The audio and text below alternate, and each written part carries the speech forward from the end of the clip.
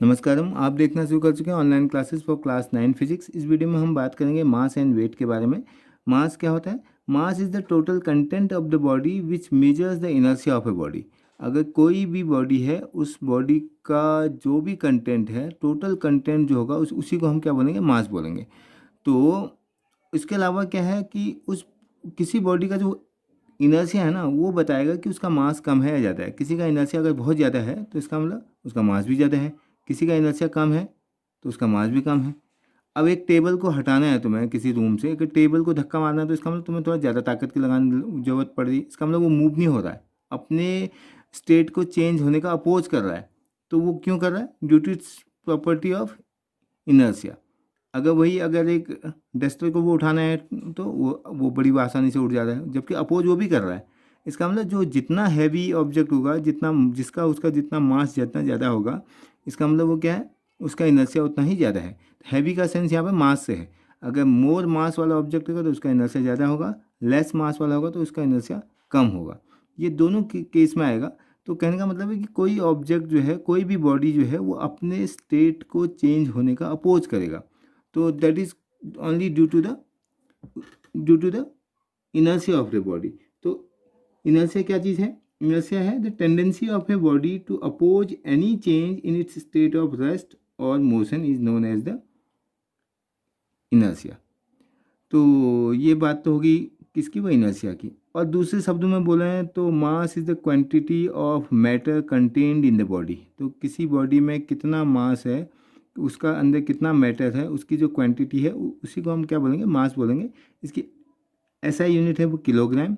तो मतलब हम मास को मेजर जब भी करेंगे वो किलोग्राम में मेजर करेंगे। ये स्केलर क्वांटिटी है। और अब आते हैं बात वेट की करते हैं। मास और वेट में यही फ़र्क है कि वेट जो है फोर्स है।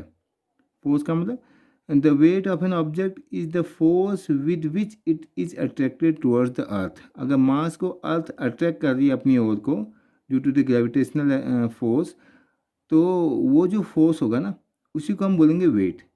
तो वेट क्या है? एक टाइप से वेक्टर क्वांटिटी है। और इसकी डायरेक्शन हमेशा कहाँ की होगी? Toward the centre of the earth. Earth के सेंटर की ओर होगी। और इसकी यूनिट क्या होगी? ऐसा यूनिट, अगर ये फोर्स है तो फोर्स की यूनिट तो क्या होती है? न्यूटन। तो इसकी भी क्या होगी? न्यूटन। तो एक्चुअल में वेट का यूनिट है न्यूटन। जबकि हम बोलते हैं कि 1 किलो आम दे दो, है ना, जबकि हमें बोलना चाहिए 1 न्यूटन आम दे दो या 5 न्यूटन आम दे दो। तो वेट की बात कर रहे हैं वहाँ पर। वो मास नहीं वो कर रहा है मेजर, वो क्या कर रहा है? वेट मेजर वो करता है। खैर, तो ये हमारा वेक्टर भी हो गया। और ये वेट को हम दिखा सकते हैं डब्ल्यू से। W equal to M into G. तो मास तो है ही है, with gravitational acceleration is called the weight of an any object. तो इसी को हम ये भी बोल सकते हैं इसकी यूनिट जो है 1 kilogram weight. 1 kilogram weight equal to कितना होगा? 1 kilogram weight, 1 kilogram wire equal to 10 newton, या अप्रॉक्सीमेटली 1 किलोग्राम को जी न्यूटन होता है। जी की वैल्यू 9.8 तो 9.8 न्यूटन। तो ये एक और यूनिट है इसकी वेट की। तो इसके अलावा अगर हम जी की वैल्यू हमने कैलकुलेट की हुई है पहले, जी ग्रेविटेशनल एक्सेलरेशन था। जी अर्थ के केस में G equal to G M upon R square. तो ये जी की वैल्यू अगर यहाँ सब्स्टिट्यूट करें तो वेट कितना है हमारे पास? वेट इक्वल टू हमारे पास हो जाएगा G M upon R square. इसका मतलब क्या है कि weight of any object is equal to the G की वैल्यू हमें पता है, M mass of earth, mass of the object, and R is the radius of earth. क्योंकि अर्थ के बहुत नज़दीक हम बात करें तो वेट ऐसे भी लिख सकते हैं। और ये नॉर्मली फोर्स का है formula, force equal to G M E M upon R square, या G M1 M2 upon R square के फॉर्म में आ गया। तो ये जी की वैल्यू सब्स्टिट्यूट करने से ऐसा होता है। इसके अलावा क्या है कि मास कभी जीरो नहीं हो सकता है। मास तो कंटेंट पे डिपेंड कर रहा है, लेकिन वेट कभी जीरो भी हो सकता है। ऐसा क्यों हो रहा होगा?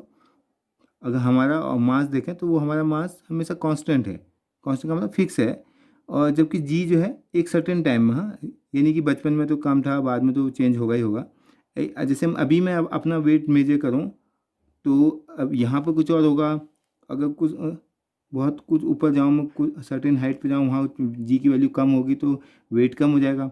अर्थ के अंदर जाएँ, जी की वैल्यू कम होती तो वेट फिर से कम हो जाएगा, जबकि मास में कोई चेंज नहीं आ रहा है। तो मास चेंज नहीं हो रहा, लेकिन वेट क्या हो रहा है, चेंज हो रहा है, बिकॉज जी चेंजिंग। और जी की वैल्यू कैसे चेंज होती है, जी की वैल्यू अगर अर्थ के सरफेस से, अगर अर्थ का सरफेस है इससे ऊपर जाए तो जी की वैल्यू क्या होगी, डिक्रीज होती है। तो जी क्या होती है, डिक्रीज होती है।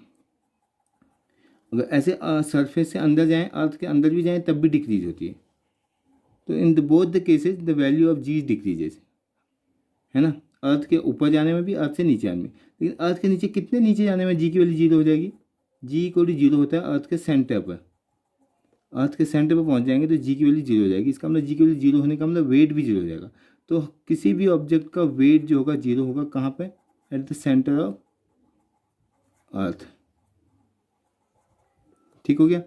दूसरी बात, ऊपर जाने में कितनी हाइट पे जाएंगे जी की वैल्यू जीरो हो जाएगी, ये होता है अर्थ के केस में जी की वैल्यू जीरो होगी कब, when we reach at the height of r/2, earth की रेडियस के आधे पर जाएंगे तो तब जी की वैल्यू जीरो हो जाती है। इसका मतलब अर्थ की रेडियस हमारे पास है, अर्थ की रेडियस हमें पता है कि अप्रॉक्सीमेटली 6400 किलोमीटर।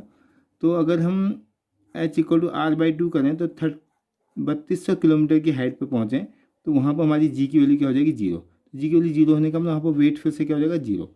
तो weight will be zero at this height of any object.